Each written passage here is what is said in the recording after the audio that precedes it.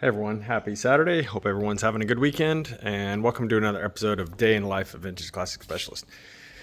So, I didn't really have a chance to talk about the DKK show that I went to yesterday. So I took the red 69, the Cowlick car, otherwise known as V-Dub Halen, over to the show.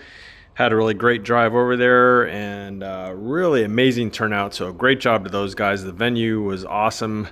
It's basically like an event center in Anaheim, where I guess normally like weddings and stuff like that, corporate events are held. Super nice, and they had a taco bar there, and they had a couple of bars, which I think were like cash bars. But the food was free, and it was an amazing turnout. Lots of incredible cars there. Good to see lots of friends, meet some new people, some potential customers, etc. And then today, the owner of the Cowlick car came by and got it. So congratulations to him. I'm sure we'll be getting the car back in. I told him, don't be a stranger. If has any issues or anything, bring it back. Otherwise, a few months, put some miles on it, bring it back. We'll do an oil change, adjust the valves, all that good stuff. But I think he's going to have a lot of fun with that car. So it is gone now. And those of you that watch regularly know that the 64 Beetle, this is the one that was owned by one family since the same family since day one, is back for some more correct door panels and a few other odds and ends. Nothing major, just a kind of a long list of pretty small things to do. So it's back. But it's about time to start bringing in some other projects here because we got some space, and it's been nice kind of having some space, but now we got to fill the shop up again here and get to cranking. But that having been said, we've got plenty keeping us busy here at the moment.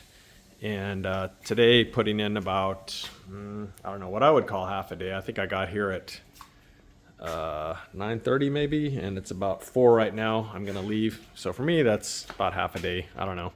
Anyway, so worked on this one today. Those of you that have been following this saga know that it was suggested that I put in resistor plugs and a coil with a different resistance on it, low resistance coil, and change out the spark plug wires, hoping that it would fix some gremlins with a fuel injection system. Replaced all that stuff, and gremlins are still there. So I'm sure that those things were all necessary for the EFI system to work 100% correctly. However, they didn't solve the throttle position issue that we're having. AJ thinks it's because he switched a couple wires when he put the harness together on the throttle position sensor. I don't know. So anyway, he's got to figure that out. That's above and beyond my pay grade, so to speak.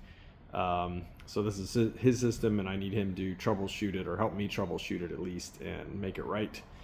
Because this thing is super close now. We just got to get these gremlins out of the EFI system, and there's a very small handful of other things to do on this car, and I want to get this guy his car. He's been very patient, and he wants his badass car. I can't blame him. So I finished those things today, ran the car a little bit just here in the shop, and same thing. The other thing that I did is, and look out, I do have a tech tip short on this, is I replaced his steering coupler. I think I might have mentioned this before that I was going to replace it.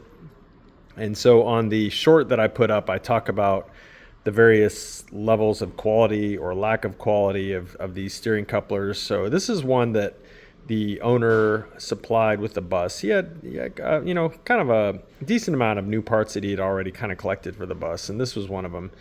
And I didn't think too much about it when I put it in. However, this is very flexible compared to a proper German one, which are very reinforced and very stiff. I think they use a lot higher durometer rubber, and they have a lot of layers of cloth sort of impregnated in them. Anyway, so this one was causing a couple issues. One is what I figured out while I was replacing it was that it had flexed so much during steering that it had actually sheared off the one of the horn wires that comes.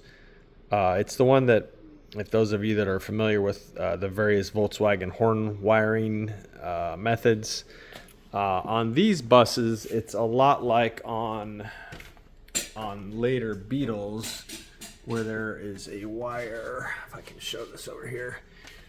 There's a wire that actually connects to the steering column tube, which is electrically isolated. So the steering column tube is electrically isolated from the body of the car.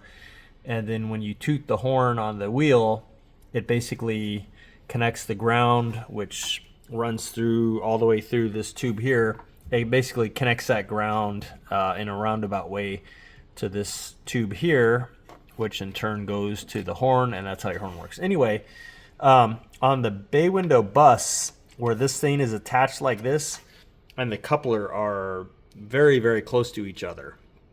And so I think because that coupler was flexing so much, it basically sheared that wire off of there. And I think that's why the horn was honking, because that wire basically just got sheared off. And so there was exposed wire there that I think when you would steer the car, it was then grounding on that sheared off piece of horn wire and completing the circuit and causing the horn to honk. Anyway, long story short, I had to solder a new wire onto the base of the steering column tube to replace that one that had been sheared off, and kind of a pain in the butt, but I did that, and then I replaced the steering coupler itself with one that you can see in the tech short video that I did, and it's literally like 10 times stiffer than this one here, which is pretty much made out of chewing gum as far as how rigid it is.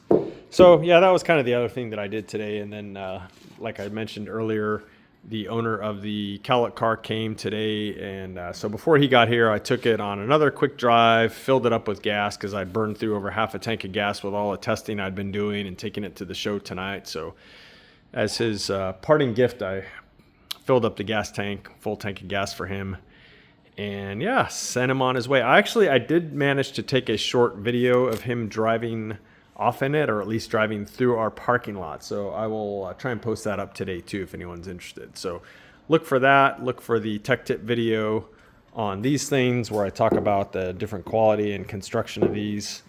And as far as today's day in the life episode, that's pretty much it. Working on this guy, and time to get out of here now and try and have some actual weekend time. So thanks for watching, guys. I will see you again on Monday. Bye.